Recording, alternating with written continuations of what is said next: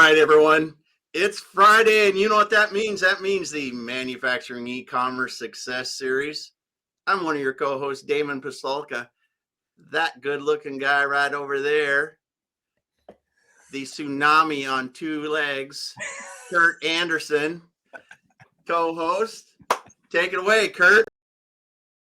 Damon, dude, thank you, brother. How was your Valentine's Day? I see you guys both have red. Was it good Valentine's Day this week? How Awesome. was Damon? Awesome. Did you? Okay, Awesome. we'll you know what? We'll talk about how I want to make sure that I got to talk to Lene, your wonderful, amazing, beautiful wife. Make sure okay. So anyway, let's get back on track.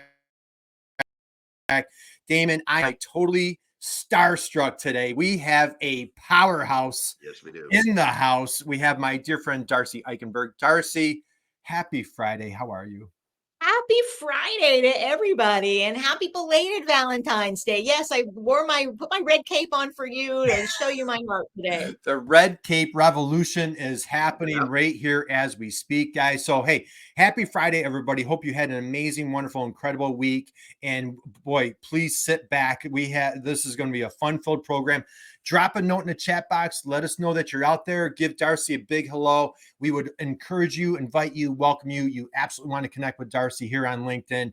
So, Darcy, you've had just an amazing, incredible career. You worked at really small, worked with small companies like Coca-Cola, Aon, these little tiny things. Yeah. But before I get into this wonderful career and this red cape that you fly and how you're helping people all over the country with their careers, I have a question for you. As a little girl growing up, who was your hero? Who was your hero as a little girl growing up? I think as a girl growing up, it was my dad. And I know you're a girl dad too, right? So my dad, when from New York to a very small town in central Illinois, where he was going to be the head of a factory that happened to just be there. They had no relatives there. They had no friends there.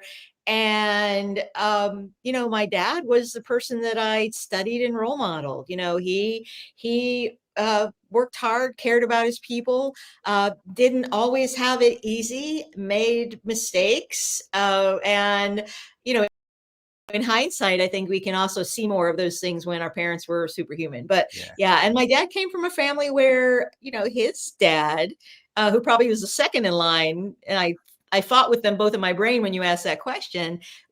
My grandfather didn't go to high school and went to work in the factory when his dad died, and there were 7 kids to feed, and worked his way up to being chairman of the board of a major company. Wow. And, those kind of stories, I think we overlook sometimes those stories today, and they're very inspiring, and they continue to inspire me. So, yeah. So my dad and his dad before him were probably, my heroes when I was growing up.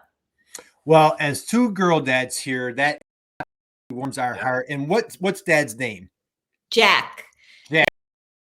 So big shout out to Jack. And he is since passed and on another plane, but I talk to him all the time. So I think he's watching. So. Well, I'm sure he's absolutely watching. We are sending our thoughts and our prayers to Dad Jack, who's watching down on his little baby girl here, who's just absolutely doing an amazing job. And so, hey, we've got some great chat going on in the chat box. Tina is here, our fellow mastermind. Tina, thank you. She says her dad's a hero. Sneha is here. Sneha is going to be coming on the program a couple months. Damon, we've got Whitney. We've got all sorts of folks. So again, guys, drop a note in the chat box. Let us know you're out there. But if you have questions, this is the time. We've got Coach Darcy, and again, she is a powerhouse. Darcy, I want to stick with this for a minute. Okay. So Dad Jack is your superhero, and you shared a great story, about manufacturing, being on the shop floor. Yeah. How inspiring. They moved to a community and know nobody. Talk a little bit about what manufacturing meant to you, your family, and how it really elevated you to the career that you have today. Yeah. So I mentioned my grandfather went to work for a company that later became Revere Copper and Brass, that people would, later know for pots and pans and the copper bottom pans. And, after college, my dad also went to work for that company, but being the first college educated person in the family, he was able to work his way into different types of roles. And when they were opening a new plant in a small town in central Illinois, he got the tap on the shoulder to go out and run it and put it together. And, and I remember, so I was born there. So I wasn't born in New York where the major factories were and where the work had originated. And so, what I saw is we would go to the plant on a Saturday morning, and, we'd walk through the plant and I could see all the equipment and kind of, see the remnants of, life on the factory floor. And I remember picking up, little stamped pieces of metal, to play with from time to time. It's all safe. Of course, these were before there probably were more protections back in the 70s. A little bit before that. But I knew how important that, not only the end product, because we all have the end product in our homes, right? And, having a Revere tea kettle or Revere pot and pan and seeing the stamp on the bottom that said Clinton, Illinois, and knowing that, like, my friends and my family, my friends, their parents worked there. Mm-hmm. And, it wasn't until I was later that I understood all the different types of roles and that even what my dad really did.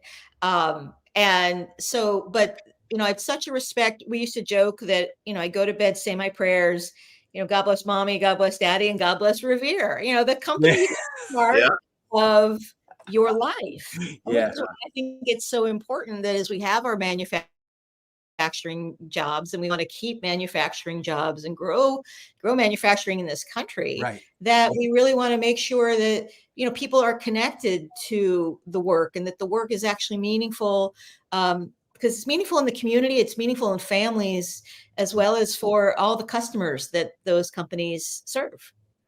Man, I absolutely love that. I can't remember somebody just the other day, like when you talk about a small community, like what manufacturing does for a community, like you don't hear about like, oh, it's an accounting firm community or the law firm community. Like it's a one factory town, or like this manufacturer did this for a community. So Darcy, I absolutely love what you're saying. And you talk about like that American dream, and you look at the career that you just really have blossomed. Now I know being in Illinois, you are a Northwestern grad, if I'm not mistaken. Now, Damon, I don't know if you know this. I'm a little cat out of the bag. I applied to Northwestern, but I messed up. I had the wrong direction. I was going Southeastern, but but anyway, they wouldn't let me in. Darcy, you went to Northwestern, a great prestigious college, wonderful university. Share what was your career path of leaving high school, going to Northwestern? Did you see yourself where you are now? Like, what did that look like when you're back in a Wildcat back at Northwestern? Does anybody see themselves where they are now? I mean, I think our careers are always created in reverse, right? And this, it's something I wish I could insert a chip into every college student or high school student right now to let them know that, 3/4 of the worry that they have about the future, they should let go, because all you can do is follow the next rock that is in front of you on the stream. And sometimes you stretch to the right and, you step on a big rock, and sometimes you balance to the left and you step on a little rock, but, you just have to keep moving forward. So for me, I went to Northwestern in Medill, the journalism program. Nice. And after the first year of the program, where, a lot of what was being trained at the time was very straight up, traditional journalism, who, what, where, when, how, and that kind of bored me. I didn't see myself, on the international desk for the New York Times or writing business news for the Wall Street Journal. And so I transferred into what was called the School of Speech, the School of Communication, for a more broader education. And wouldn't you know, the first job that I got out of college was as a reporter, but it was for a advertising trade magazine, a world that I never knew existed. That, oh wait, there's these other places you can write that aren't just the obituaries and traditional. Yeah. So that's kind of how I got started into more content development and understanding advertising and marketing. And that led me to explore change management and behavior. And that's sort of been a theme through all of my career. Well, I absolutely love it. I see our buddy Michael Regal's here. And Yeah. again, guys, drop a note in the chat box. Let us know that you're here. I think Tina's got a question, and I'm going to pull Yeah, that she up. does. We'll hit that in just a moment. We'll hit that in 1 second because I don't want to lose that in the chat, Tina. So Yeah. hang on 1 second. But what I want, Red Cape Revolution, I absolutely love when you and I first connected. I mean, like that just stood out. It was with your brand. I knew you, just absolutely loved where you went there. Was there a point in your young career, early career? When did it hit you? Was there an aha moment where you're like, you know what? I feel I have like a God-given talent of helping people with being a change agent, or just you have rave reviews on the work that you're doing, and you're truly changing lives. When was there a moment where you're like, I think I'm onto something, I'm going to go this direction? Do you remember that time, or was it gradual? What did that look like? Well, so you're again really generous in creating my history and looking back as opposed to looking forward. And quite honestly, because I grew up in a family that was a company family, right? Yeah. And I, after a few jobs early on, I eventually joined a firm, a large consulting firm, and I thought that was where I was going to be. That I was a lifer, and I loved the work we did at the firm. It gave me exposure to lots of different companies. I had the great fortune to kind of peek inside and behind the curtain for lots of big name companies. And I worked with a group of very high performing, people, and very caring. And it was a company that was fast growing. And so I got a lot of opportunities really quickly. And I became a partner, and, I was there for 15 years. And I think most people would say that they would have assumed I was a lifer. But, like many people, there's a point as to where you keep growing and growing and growing. And then the next place up, you look at it and say, that's the place that I want. And for me, I tell this story in the book where it actually I was on my way to a leadership team meeting that was in Chicago. I was coming from Atlanta, where I was at the time. It was February, it was cold, and I was in a rental car, and trying to reach me. This is before we were Bluetooth and we could talk and drive at the same time. I'm not really talented at that even now, but so I pulled over into a McDonald's parking lot to take her call. And I remember how cold it was. And she told me that she was going to retire. And in that second, I realized I don't want that job. And then I also knew I wasn't getting that job. And like, if I'm not going to get the next job up, and even if I did, I didn't want it, what's next for me? So that really started me on the whole journey of thinking, what do I want to do? And it's when I hired my first coach and started kind of on my journey of recognizing what it is that I want to do in the next part of my career. I had no intention to become a coach, but I saw what was happening in the world of human development, and realized that I had some assets, that these are things that I had been doing, and that also could invest in learning more skills, more competencies. So that was kind of my catalyst moment, as I call it. Well, that's phenomenal. So I want to, guys, and anybody just join us, we're here with Darcy Eikenberg, Red Cape Revolution, and just this keynote speaker, workshop extraordinaire, author. We're going to dig into her book. Our topic today is going to be stay strategies. Before we get there, Darcy, I want to talk a little bit about like how you make change in your folks. And Darcy, if you don't mind, like sit back for a second, okay? Just Damon, you ready? You ready for this? Ready for it. Like if I read everything, if I shared everything that I read, like we would be here for an hour. But just here's a few things that people say about Darcy. Okay. I moved past fear faster thanks to Darcy. There's dozens, and if you go on, guys, you want to connect with Darcy on LinkedIn, please do so. You'll thank Damon and I later. Warm, engaging, fantastic sense of humor, passion. Like it's just over and over in these testimonials. I'm rarely impressed with somebody within 10 minutes of speaking. I listened to Darcy for 4 hours. That was like this. This is a quote that somebody said on LinkedIn. Emotional intelligence is next level. She presented at the Kellogg and alumni, enthusiastic, clearly knows her stuff, dropped aha moments. Career coaching with Darcy is like having coffee with your closest friend, energy, strategic coach who asked the tough questions. And people said that multiple times. And lastly, Darcy taught me how to be a mentor. Darcy, my goodness gracious. I saw Wow. blind spot remover was another comment that I saw of yours. How mail? I mean, no, that's very kind, and I'm very proud of the work that I've done. But I think I'm more interested in really, where are we going, and the problems and things that we have the opportunity to solve, and and it's great to create results that people talk about. Right. And I think we're all still challenged, but there's more to do. So I'm always glad to meet people like you all who want to keep moving forward. So how do you help somebody?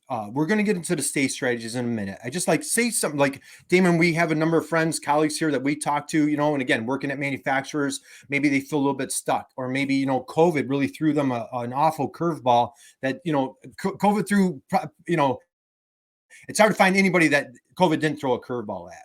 So, wherever somebody is at in life, just with these just great raving testimonials, I appreciate your humility. And I just wanted to just share my admiration, my respect, and just, just off the charts of what you've done, changing people's lives. If somebody is stuck, just, could just take us there for a minute. Like, what are just some, I won't say simple strategies, but what are some helpful strategies that people could just start taking that one step forward to get unstuck? Mm-hmm. So first of all, I think once you recognize that you're stuck, one of the challenges that I think happens is that we get caught in the swirl. Mhm. And me, Damon, we work with a lot of smart people. And the challenge with this is that a smart person says to themselves when they're stuck, I should be able to figure this out. Oh, once the deadline is passed, once the kids get out of school, once the economy flattens out, once, and we stay in the swirl of being stuck instead of making at least one decision. And I think sometimes the decision, and this is, of course, I'm biased, is to get a coach, to talk to a friend, to have a mentor, because we can't see the label from inside the jar, right? We're in our own swirl. We're believing our own stories. And so having somebody else who can kind of look at what you're doing, and often that's the first place that, someone will graciously introduce a friend to me, or to introduce them to some of my content. And I think first recognizing that you actually control only three things. You control what you think, what you say, and what you do. And when you recognize that is all that is in your control, you can get out of the swirl a little faster and start moving into action. Mm-hmm. But that's really one of the first things, is recognize you're in the swirl and then understand what you have control over and what you don't. Perfect. Yeah. Okay. So thank you. That was very powerful. Let's slide into state strategies. So now what we're talking about is like, how do we stop this turnover, this crazy turnover that's going on? And you've just really been doing an amazing job helping employers of just trying to figure out that whole strategy. Take us there. What are some tips, strategies that you have for folks as far as the state strategy? Yeah. Well, so I think, we think about stemming the tide of turnover in general. First, I do think it starts with, are we taking control of what we think? Because a lot of leaders I talk to are throwing up their hands and they're like, this is just inevitable. It's just the mindset of the moment. There's absolutely nothing that I can do, or I've done everything that I can, right? And often the things that we're thinking about that we've done, you have to do with traditional solutions, pay, benefits.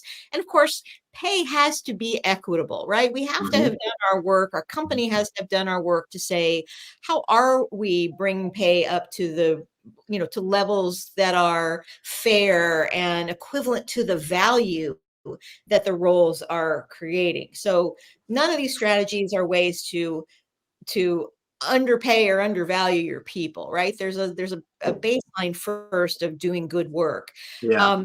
Beyond that, I think the three elements that make up the Stay Strategies programs, and it gets implemented a little differently for each company, but starts with clarity. What does our team want? What do our people want? Often I think we are making these blanket assumptions, and we haven't really done the homework to understand where the differences might lie. What might just be the loudest voice in the room that's actually not representative of the whole. Good point. And we've seen this a lot coming out of COVID, coming out of just stages of disruption, that it's easier to make a blanket assumption. It's easier just to say, well, everybody wants more of this. Everybody wants more time off, so we're going to give them more time off. Or everybody wants hybrid work, so we're going to give them hybrid work. But doing the work to get the clarity. And this is on both sides too. It's also the clarity for the person, your team, to understand what the business needs. I feel like in the past few years, we've lost a lot of business acumen. And this is actually a piece that is a differentiation between people moving up or not. Do they understand not just what we make, but how what we make makes a difference, how what we make makes something better?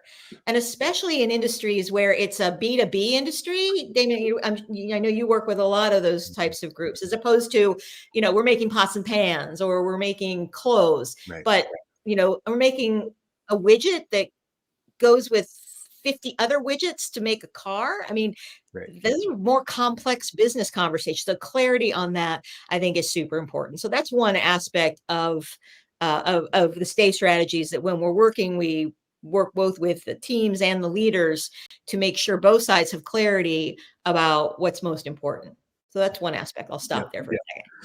Well, go ahead. Yeah, you are hitting the nail on the head, because if you're guessing at what your people want, you're probably wrong, first of all.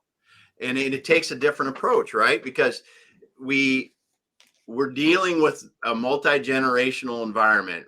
People like me, we're the older generation, right? We didn't have leaders that were sharing a larger purpose, a larger vision.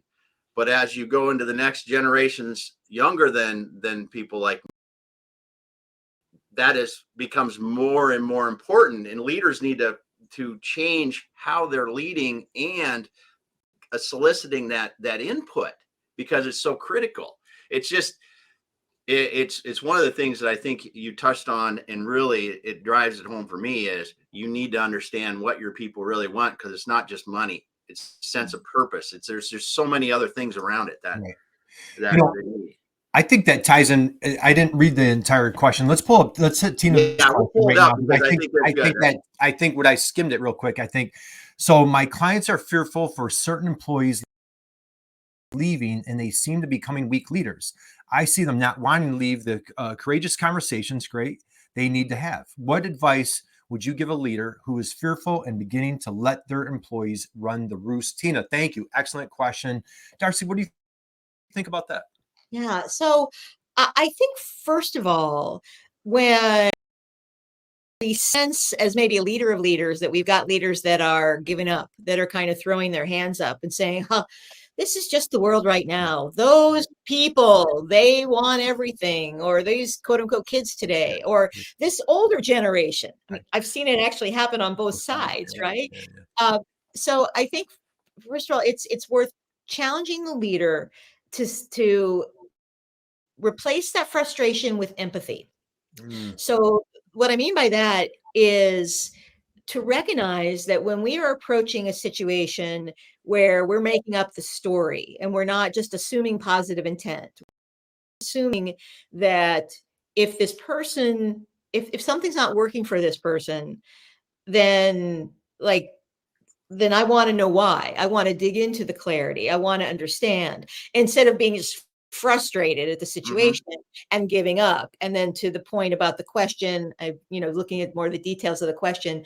But I think the leader who is starting to get fearful also has to recognize all that they can control are the three things: what they think, what they say, and what they do.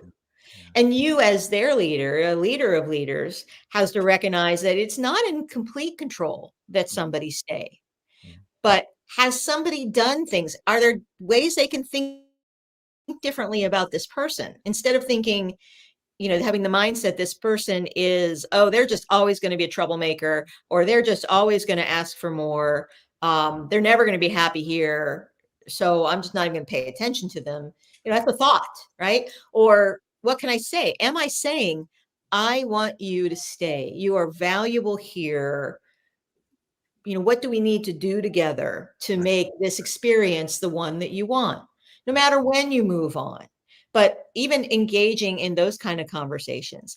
And then, what you do. I think when we have avoidance behavior, that sends a message, right? And it's just, humans are messy.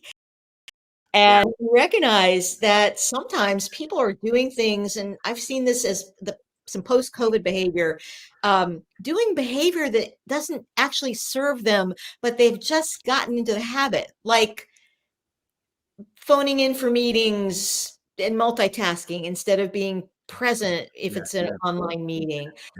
We've got to call people out on that. And it doesn't have to be in a mean or judgmental way. It's just it's a mirror, right? I'm making an observation that you're checked out during the weekly status meeting. Right. Is there something else going on here? Or to be direct, I'd like to make sure that meeting has your input. Right. Can, we make some adjustments. Right.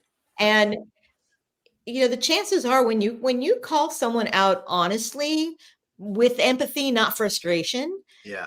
Oftentimes they're going to be like, yeah, you're right. You caught me on my crap. And, they may not say that, but they just know where you stand and what you want. Right. I absolutely love that.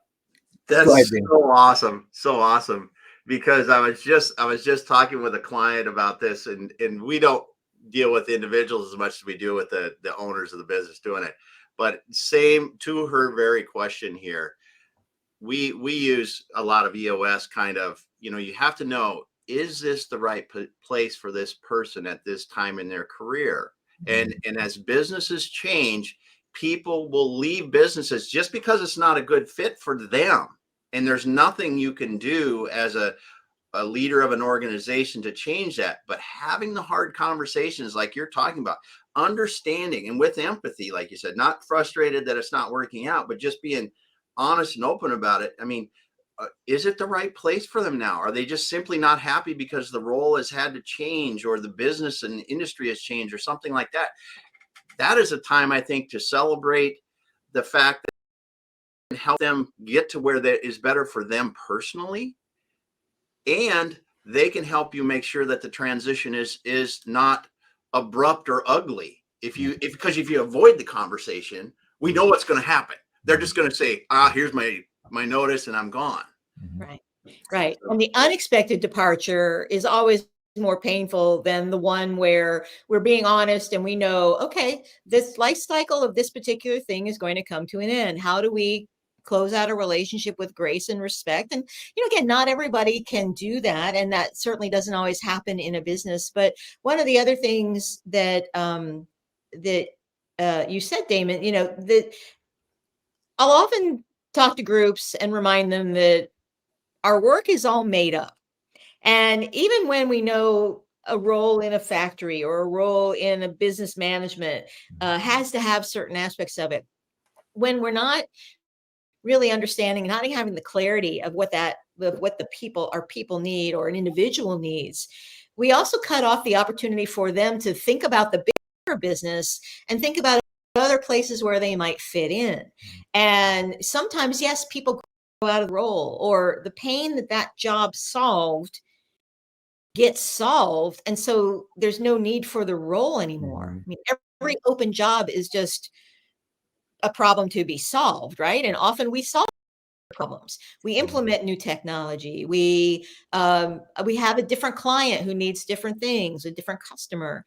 But when we also can invite our people to say, how do you use what you want to do more of? How do you use what you bring for some of our bigger business problems? We get to make up different things that help keep our people and that institutional knowledge without, all that knowledge walking out the door. Yeah, I absolutely love that. So, Darcy, let's go here. So I have down, you mentioned clarity is number one. Then you wanted to pause as we were talking about the stay strategies. Do we want to pick up from there? Is there a number two? I feel like I'm on a cliffhanger. Is there a number two waiting for us? Yes, there's 2 and 3. So Nice. the second one is connection.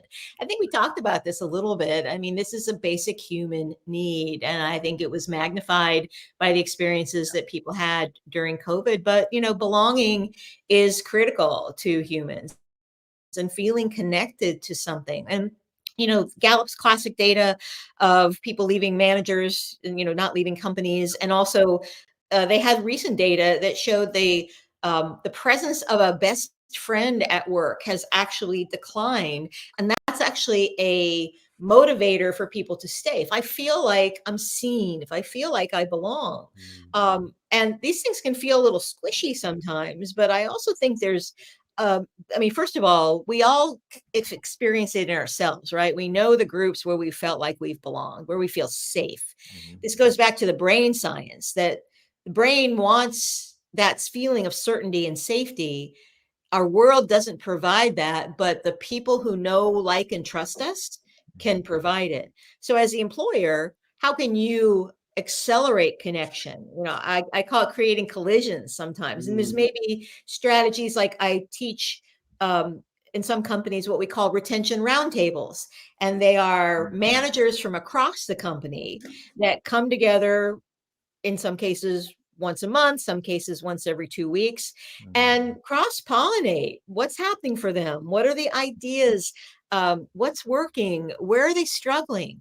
And it's fascinating to these people who don't get an opportunity in their normal work to connect and collaborate, to create a construct where they get permission to come together, they get safety to talk about these things. So they're often facilitated by an external coach. So it's a safe place to say, I don't know what to do about this. Here's my scenario. And to have others in the same company be able to support them, be able to share strategies, and connect them with different types of opportunities. And these retention roundtables can be incredibly beneficial to create a more tightly knit group of a cohort and belonging.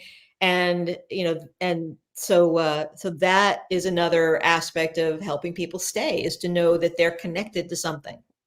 Absolutely love it. So laying out clarity, connection. I love, you're talking about, creating that safe environment, and especially, the target that we're speaking to, small companies, 20 employees, sometimes less, right? Might be 5, 10, but there's chances, there's risks. And a lot of people don't want to look like the fool, or don't want to, like you were talking about technology earlier, if there's a manufacturer who wants to institute a new ERP system, who's going to take that chance of instituting the wrong ERP system, or, hiring the wrong firm, or buying the wrong piece of equipment, so let's take another, and I know we have a cliffhanger. We have number 3 coming up, but take us one step further. I'd love to hear for that small manufacturer, that small entrepreneur out there. How do you, like you said, he gets a little squishy, I think was a word that you wrote down. How do you create that safe environment to, like, we're going to make mistakes. We're human. We're just going to make mistakes. But how can we do it together as a team and really create that firm connection? Yeah. So one of the things that I think is a strategy anybody can implement right now is, even with a small team. So let's say that you have 20 people, on your team, and even if they're physically co-located and you think, I know everything about what's going on with that person, chances are every time you have a meeting, you start with all the stuff that's undone or all the stuff that's wrong.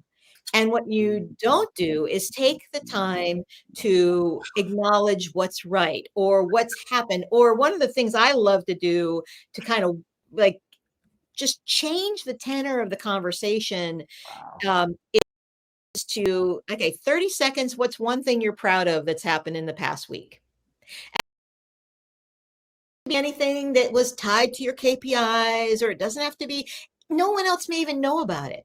And every time that I've had the opportunity to be in the room and facilitate these conversations as leaders, or like building their muscle as to how to do this, how to slow down to speed up, how to slow down the meeting to talk about other things before we get into the juice of what we're together here today to talk about. They always find something they didn't know. And they think, I've known Randy for 12 years. And I didn't realize that that's the kind of thing that really, gets him excited, that lights him up. Because when we invite people to say something where they can't be wrong, what's the biggest thing you're proud of in this past week? Yeah. It can't be wrong if I said, I'm proud of staying out of the argument with the customer who was really getting grouchy. Like they can't be wrong. Right. Yeah. You're out of it. It's, but it's revealing. It's super revealing. That's awesome. Darcy, so on our program, we have these little things called moments of silence. Yeah. So we just want everybody, it's lunchtime here in the Eastern time zone. So we just want to savor that. Just what a great, brilliant piece of, you know what? I'm embarrassed. Like I'm guilty as charged, man. Hey, what are we going to fix today? I'm the fixer. What are we going to fix? Brilliant. You're not alone, because as leaders, that's how we became leaders, right? Yeah. It's like, Yeah. stuff done.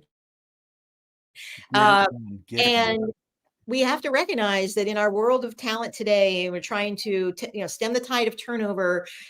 We've got to hit the reset button, and we've got to reconnect with people in different ways. And sometimes that is that we have to slow down to speed up, that we have to take that step back in order to be able to go forward faster. And, I worry that we don't always teach that, because these are some basic people and relationship skills.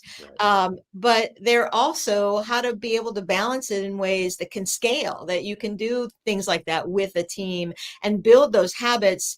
And it's working when it starts to mirror back when other people start to do that, when they start to do it in their teams, and they take just a few minutes. And again, we've all got one of these, right, where we can time stuff today.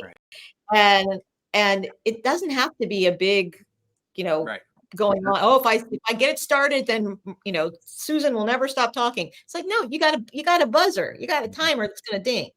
Yeah. Well, Darcy, how about this comment here? Little mic drop moment for you. How's that one? So, hey, Tina's here. She says she loves the comments about the safe collaboration. Our dear friend, our mastermind partners are here supporting us, giving us love. I love the idea of retention roundtables. And I see Tina has another question. Now, let's see the question. I'll leave a little cliffhanger, because if I'm not a mathematician or a math major, Darcy, but I think we're still hanging on to number three. Yeah. I'm not mistaken, right? So, guys, you're going to have to hang out for number 3. But we've got a question for Darcy. I find that CEOs and exec leaders want cost to the pain so they can find reason to embrace these brilliant changes.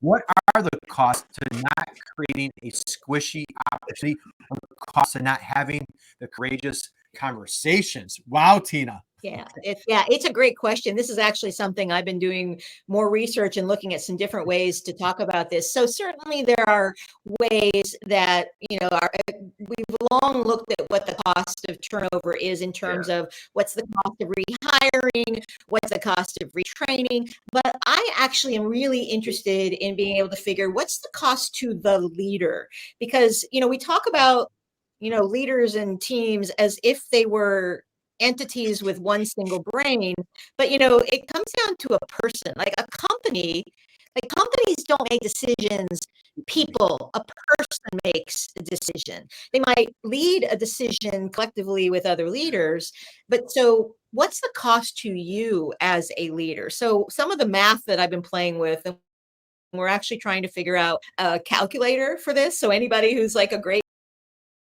calculator maker, come pay me on LinkedIn. But is the cost of, first of all, there's your salary.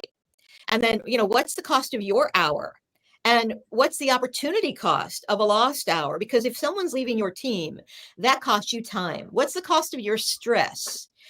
And then being able to trickle that down to, if you magnify, you say, I have 5 leaders of leaders, and they're all paid at $150,000. And if it even costs them 7 hours in a month, what is that cost to the organization? So I think sometimes coming back to not only thinking about the cost from a salary perspective, but also the cost for, like, what is the cost of stress? What would you pay to have less stress about, are you going to have enough people to get that client deliverable done?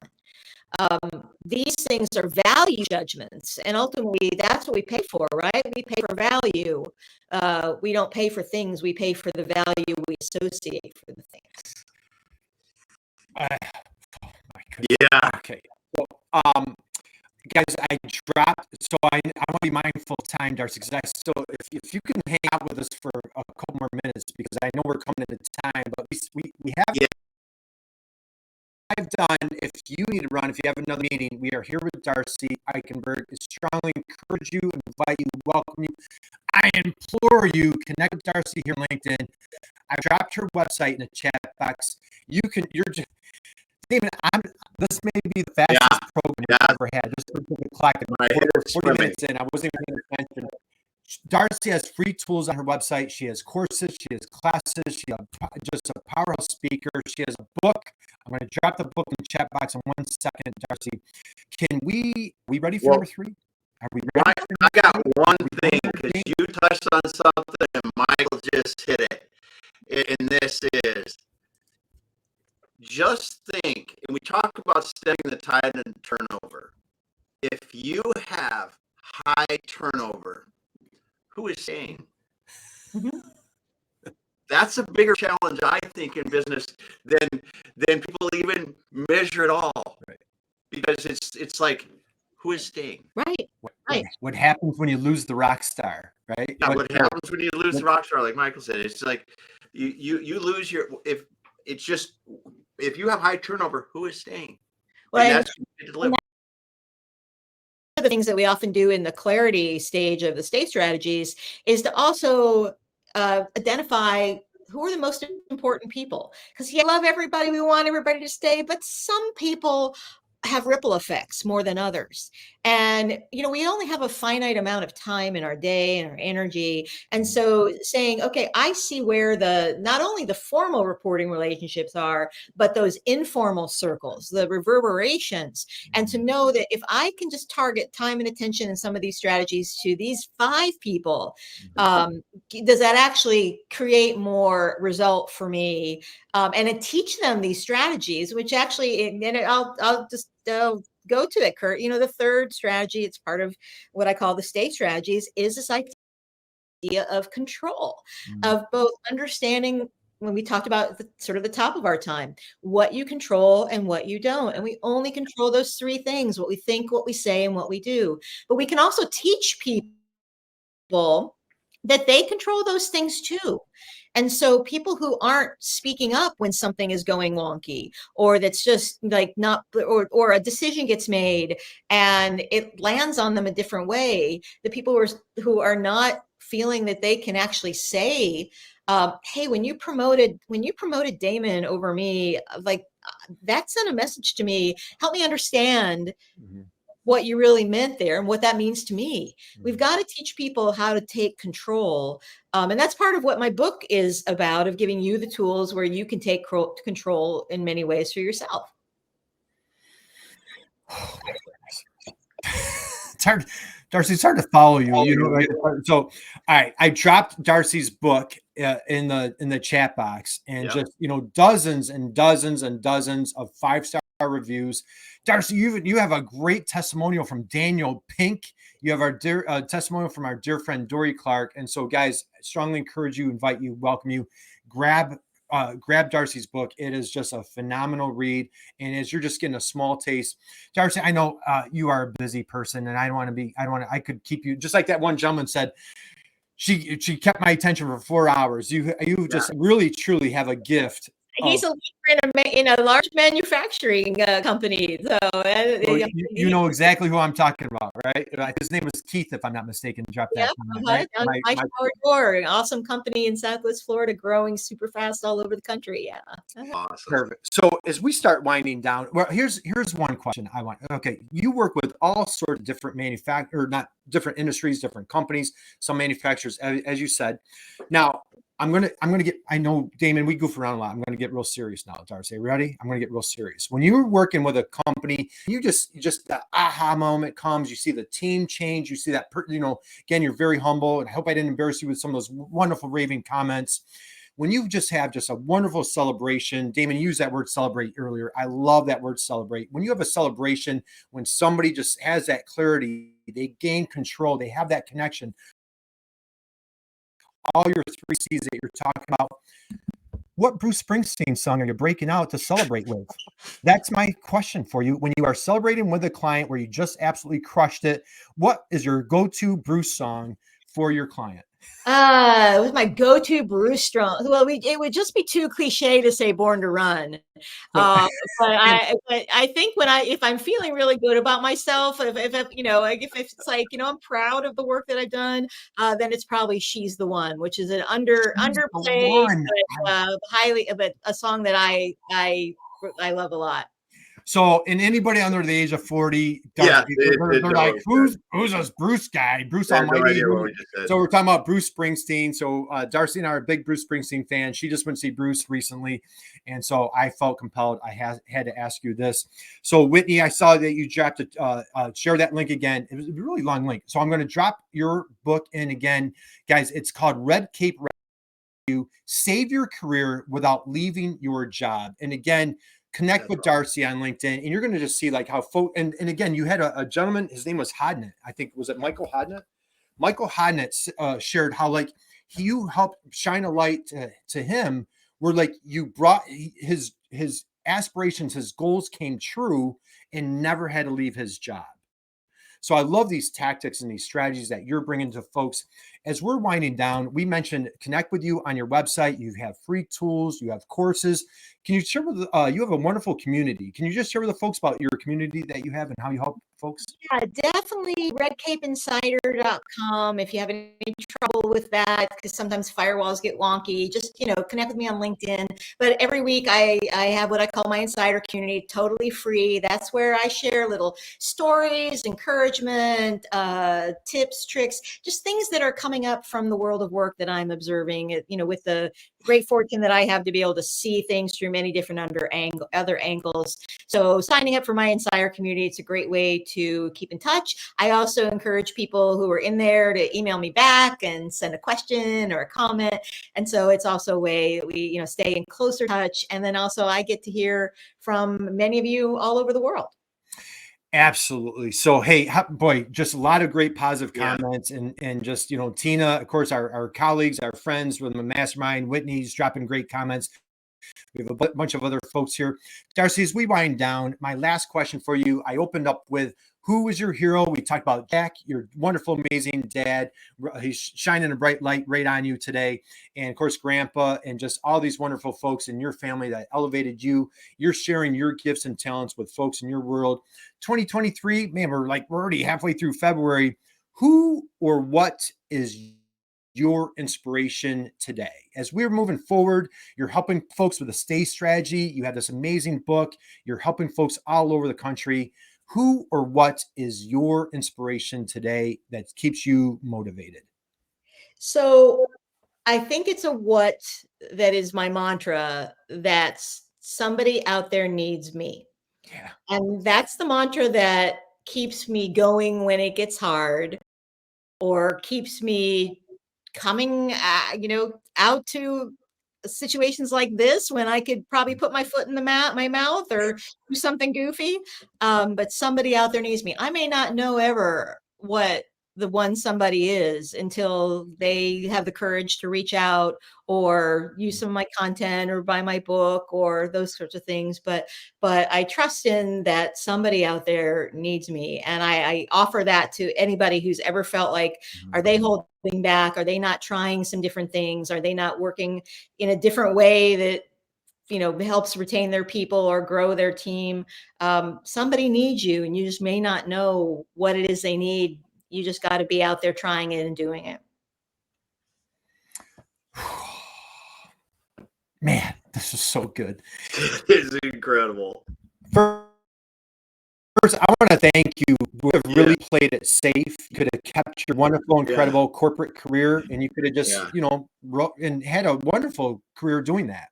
And instead you had the courage, you took that leap of faith, you threw on that entrepreneurial hat, and you're just an incredible, wonderful coach, helping all sorts of folks. And what a gift and what a blessing you are to all of us. This past whatever time it's been has been just so. I'm just at a loss of words. I feel so fortunate to be in your world, in your circle. I have a really exciting year ahead working with you and our folks in our little mastermind group that we're in, Darcy. So, Damon, we're going to wind down. Darcy, any last words of wisdom, any parting thoughts with everybody? Thank you all for the generosity that you put out, not just to me, which, I'm moved and flattered, but also to you all putting all this energy into the world, into your communities. And I just think the topics you're talking about, as we think about our manufacturing people, we think about, the leaders who are trying to make work better for everybody. I think it's so important. And thank you for all the work and the passion that you put into it, and the support that you offer for people like me all year long. I love it. Absolutely. So, guys, thank you for joining us today. And just boy, what a blessing. That's all I can say. Just what a blessing. And boy, I hope you were inspired. If you're inspired, grab Darcy's book, check out her website, join her community. Anytime you see Darcy speaking, boy, get in the front row and just absorb all this brilliance. And get me out to speak. I love coming out. We're traveling now, man. I love coming out into the world. She is a powerhouse speaker. So, guys, thank you for joining us today. And just like Darcy did, as she just shared, be someone's inspiration. Boy, you just don't know what somebody's going on. As Darcy pointed out through this whole program, we don't know what people are going through. Just be someone's inspiration. Damon, take it away, my friend. Thank you so much, Darcy, for being here today. The speechless at points, and it was incredible to be able to talk with you.